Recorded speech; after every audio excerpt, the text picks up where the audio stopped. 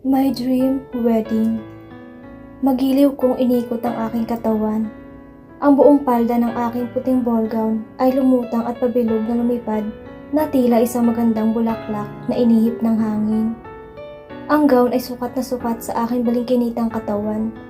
Ang neckline at ang mahabang sleeves nito ay see-through, na nilagyan ng kumikinang na silver beads na siyang tumatakip sa aking dibdib, mga braso, pababa sa aking bewang.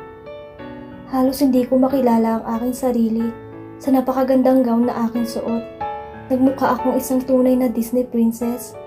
Habang ako'y nagniningning sa kagandahan, napangiti ako sa harap ng salamin. Tinignan ko ang reflection ni Arvin, na siyang wagas kumakatitig sa akin. Tumalikod ako at humarap sa kanya. Ano sa tingin mo? Para kang Diyosa, wifey. Punong-puno ng paghanga ang kanyang mga mata.